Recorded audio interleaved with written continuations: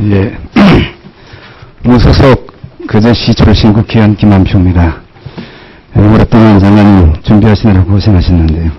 두 가지 의제를 가지고 인용해 볼까 합니다. 먼저 지금 지경부에서 전기사업법 변경 추진을 통해서 전력설비 검사제도 확대를 시도하고 있습니까?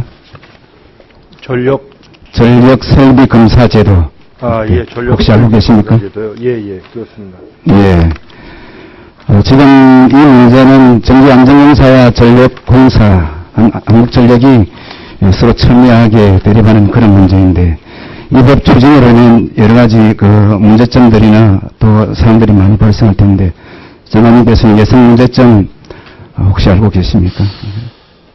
지금 저희가 그 제도를 여태까지 좀 전기하고 가스하고는 좀 시스템이 좀 달랐거든요. 네. 가스는 비교적 외부의 검사를 많이 받는 것에 비해서 전기는 내부 검사 비중이 좀 컸습니다. 그래서 네. 마침 최근에 그 한수원 문제도 있고, 네. 또 전기 또 고장도 뭐 가끔 좀 필요할 때 좀 생기는 것도 같고, 그래서 그 시스템을 점검해 보는 상황이지 지금 아직 무엇이 결정되거나 한 건 없습니다. 예, 지금 점검해보는 그런 차원이라고 말씀하시는데, 아마 2009년도 2월 국회에서 법안 심사를 시도한 적이 있는 것 같아요. 그런데 이 문제는 저도 한번 쭉 검토를 해보니까 검사제도 확대 도입 시에 예상되는 문제점이 한두 가지가 아니겠다 하는 생각을 갖습니다. 막대한 인력과 비용 소요, 그 다음에 전기 품질 저하가 불가피하게 되는 현실이다. 다시 말씀드리면 여기에는 비용 자체는 한전에서 물고, 그 다음에 전기요금을 그렇게 되면 전기요금이 또다시 인상되는 그런 효과도 발생할 수밖에 없고, 더군다나 전기안전공사 할 경우에는 검사하는 것만 있고 권한만 있고 책임을 져지 않는 그런 형태가 될 것 같은 우려가 상당히 높습니다. 또 뿐만 아니라 장관님 상황에 있는 두 기관이 서로 반목 질시 대립할 수 있는 그런 소지가 다분히 있기 때문에 사전에 이 부분에 관해서는 양 기관 조율을 거친다든지 공청회담을 거친다든지 이런 어떤 과정을 통해서 확대하는 부분이 추진되었으면 하는 바람이 있습니다. 근데 저는 당연히 위원님 지적대로 양 기관의 어떤 그 대화나 소통을 충분히 하도록 하겠습니다만은 저는 그 부분에서 제일 우선적으로 고려될 것은 안전 문제라고 생각을 합니다. 그러니까 과연 안전 문제를 담보하기 위해서는 어떠한 시스템이 좋으냐라는 것을 먼저 저희가 합의를 이뤄놓고 그 범위 내에서 관련 기관의 어떤 그 소통이나 대화를 충분히 하도록 그렇게 하겠습니다.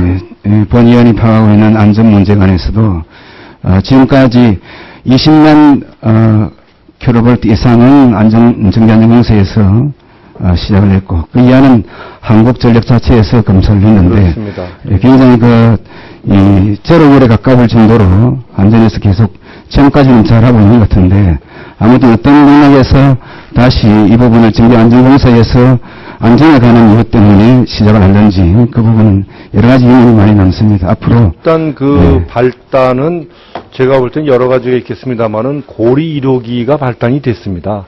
그러니까 그 원자력 분야에서 어떤 그 안전 불감증 같은 것이 발단이 된 건데요. 그렇기 때문에 원자력뿐이 아니라 제반 그 에너지, 꼭 전기뿐이 아니라 에너지, 전기, 가스, 석유 모든 분야에 관해서 한번 원전 수준의 강도 높은 안전 문화를 우리가 가져야 되는 것이 아니냐. 이런 차원에서 저희가 종합적인 안전 점검을 현재 하고 있고, 그 틀 안에서 이제 대책을 강구하는 과정에서 아마 이런 아이디어 저런 아이디어가 나오다 보니까 그런 논의가 된 것 같습니다. 아직 정해진 바는 없습니다.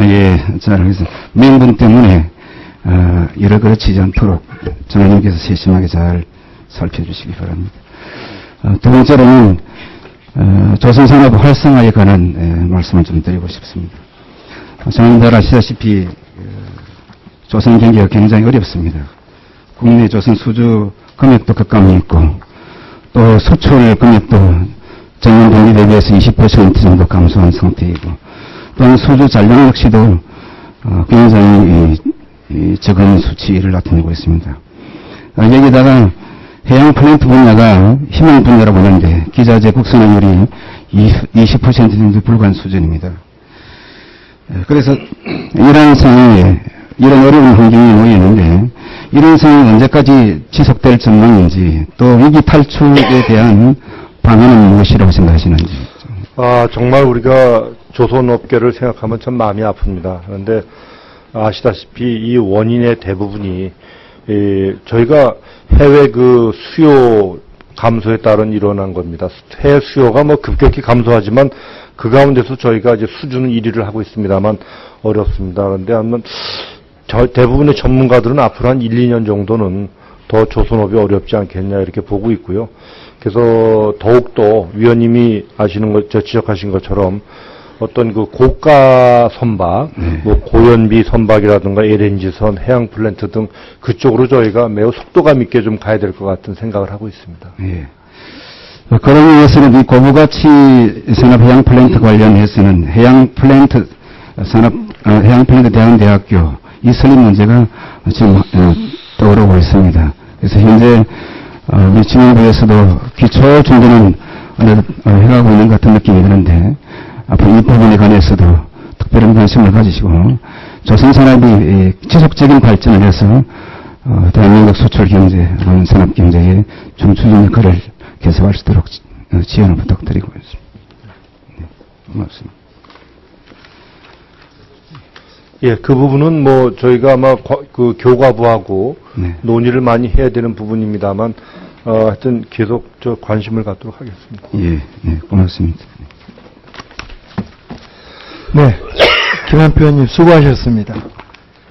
다음은 우리 존경하는 전하진 의원님께서 질의를 해주시겠습니다.